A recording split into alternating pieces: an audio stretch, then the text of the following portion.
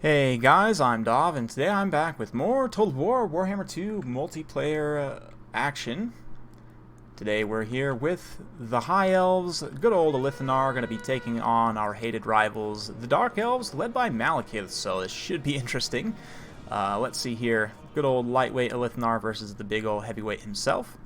We got a couple Illyrian Reavers. Main line here is a Spearman with a couple White Lions as well. We got two Lothern Seaguard on the flanks of two Archers. A couple Dragon Princes for our heavyweight damage dealers. And that's more or less it for my opponent here. You can see these two Dark Riders getting trapped in by the Reavers. Of course, Malekith getting picked at by Elithanar here. Going to throw some magic down. We got some Cold One Knights, Witch Elves, Dread Spears, and two Cold One Chariots as well, so a nice mixed Dark Elf army as well. I guess no ranged component really outside the Chariot's ranged attack, but anyway, Malekith getting in here. I'm going to skedaddle with these Reavers. I had gotten a really good engagement with those Dark Riders, but going to use the Moonbow here. Didn't do quite as much damage as I would have hoped, but still we were able to pick off quite a few of those Cold One Knights there. They're going to be a good target, but obviously Malekith is priority target number one for Elithanar. I don't really have any anti-large armor piercing, so taking down this dragon might potentially be a big problem. We'll see. I do have these Dragon Princes. We're under the banner of Elithanar, I should say. What is it? Nagarath. So yeah, we do have the Tuxedo Princes in their black and white and gold, looking absolutely fab here. Getting ready to get into the battle. You can see those Dark Riders managed to lead them straight into the Spearmen, which is great. The general melee engagement just about to get underway, but focus fire from the Archers doing a number on those Witch Elves.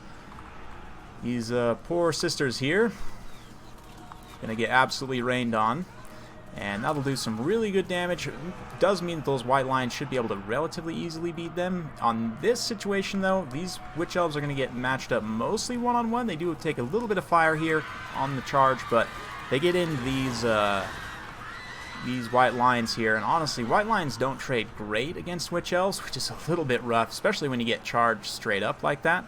And yeah, you can see the damage already starting to pile up. So main line all the way across engaged. I'm sort of just keeping the Dragon Princes in reserve right now. My idea is to use their charge bonus to try and go after Malekith, since I don't really have any anti-large AP. Unfortunately, I did not bring the bait ability for Elithanar as well, so this is just a problem in general.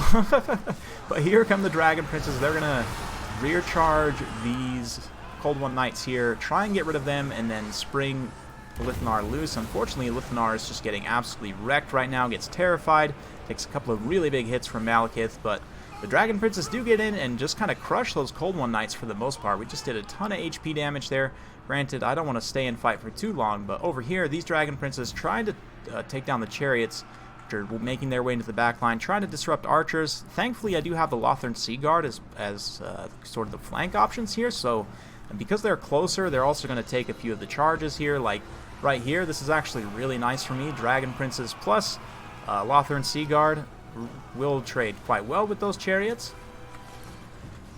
Archers also just kind of pouring in fire here, and through volume of fire they will be able to do some good damage there. Malekith cycle charging up and down, and Elithanar is not in good health. Ooh, just gets absolutely pounded right there. He is very, very low, down to only 500 HP, but we should be able to get him back. I do have a life caster, but honestly, I'm not too worried about it. I do throw down an Earthblood there, but did not catch Elithanar. Looks like he did catch a little bit from the lore attribute there, but only 100 HP left on him, so yeah, I might lose my Lord, but if he doesn't die, that's okay. If he routs, it's bad, but it's not the worst. But anyway, Reavers supporting in the front line here. You can see the Dark Elves still trying to get to this backline position. Haven't really been able to shut down the Archers very effectively. This one unit is just about done for, but the Lothern Seaguard pulling through just fine. These other Dragon Princes have also taken some casualties, but still 31 unit models left on them. Down to 30, I should say. So I should be able to heal them up quite a bit still. These guys still have 34.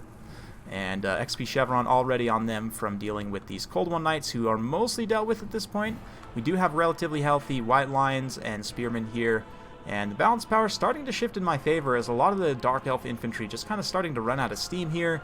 These two Chariots, and of course all the Cold One Knights as well, which is a lot of value. I mean, that's what, 4,000 points worth of value are all done for. These Chariots are done. Dragon Prince is getting a regrowth here, down to only 26, but still that regrowth will heal quite a bit. And the other Dragon Princes getting a charge here, finishing off the Hellebronai and these chariots. Man, absolutely love this color scheme for the High Elves.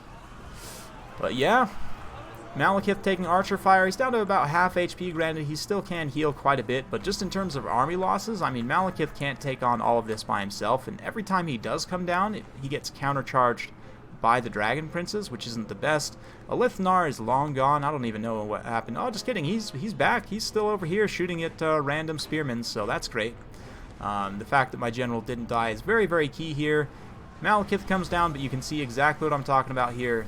Dragon Princes countercharge in.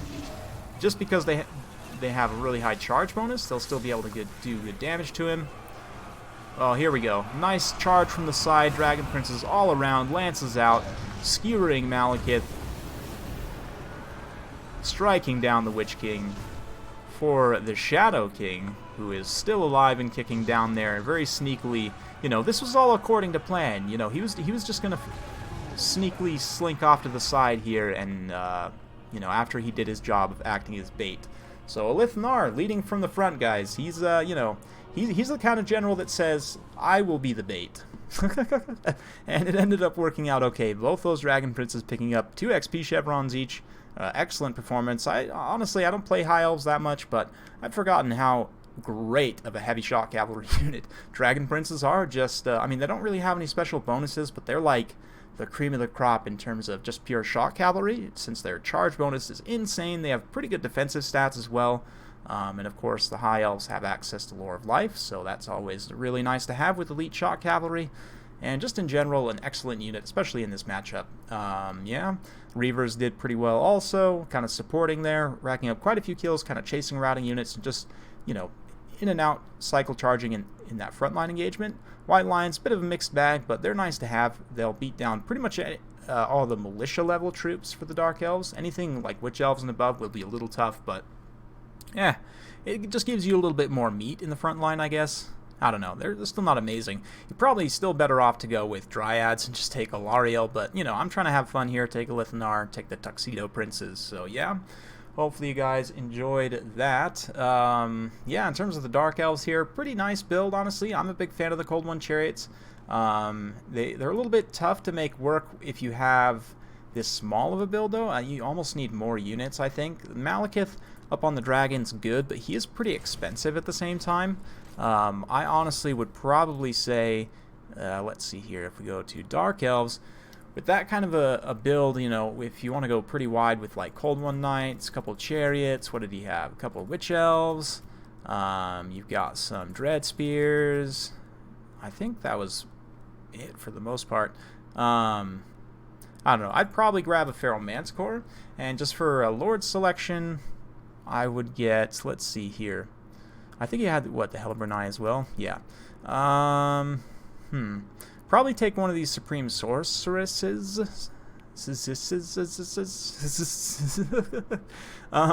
Let's see. Fire might not be bad here. Fire's not actually that amazing against the High Elves. Death might be a little bit better, or Beasts. Beasts actually might be pretty good. Yeah, Marathi actually isn't bad here, or you could take Malekith, just take him on a Cold One instead, just to get him a little bit cheaper. Power of Darkness and Soul Stealer, just to get only self-healing. For here, I might say, let's see, Supreme Spell Shield might be a pretty good option, just to mitigate the winds of magic that your opponent's getting. Let's see here, Circlet of Iron is nice, but I don't know if it's really worth the cost. Miscast damage really isn't that impactful at the end of the day. Especially to pay that much for with an expensive faction. Let's see here. I think I'll probably just roll with that. Destroyer is also pretty nice to have. But since we're already pretty expensive here, I'm gonna save on that. I think he had a couple Dark Riders as well, but I'm actually gonna cut one of these Dread Spears. We're gonna go a couple more Dark Riders. And yeah, it opens up just a little bit more funds here. We could do a couple different things. Grab like a unit of Dark Shards, maybe another unit of Dark Riders here. Almost ready for a unit of Dark Riders with crossbows, but let's see. we cut the Hellebroni down, then that gives us 885. We could take a third Witch Elf. We could take a Bolt Thrower. That might not be a bad idea as well, just to kind of pick at High Elf Cavalry. I don't know. Let me know what you guys think in the comments down below, kind of how you would go about this. I honestly like the mix of Cold One Knights and the Cold One Chariots. Cold One Chariots are one of the better armor-piercing chariots in the game, and if you can win the cav fight against the High Elves, then you are in a pretty good situation to just have your chariots run over all of their infantry. Yeah, it's a little bit tough. In that kind of a situation, I would say try and use the chariots in a skirmish roll first to draw the Dragon Princes into an unfavorable situation, and then countercharge the Dragon Princes with the Cold One Knights and the chariots. I mean, obviously that's a lot of ifs. You have to kind of have to get your opponent to agree to that, but I mean, you can even support with like the Dread Spears, you can support with like the Manticore, just in general. If you have the Cold One Chariots where you draw the Dragon Princes into a bad situation where you have the Cold One Chariots plus something else to help support, even like Malekith, it can actually work out quite well. They'll do okay against heavy cavalry with the right support. So yeah, let me know your guys' thoughts in the comments down below, though. Hopefully you enjoyed. If you do like this sort of content, be sure to like, subscribe, hit that bell notification button so every time I upload a new video, you'll be notified. Thanks again for watching, and we'll see you next time.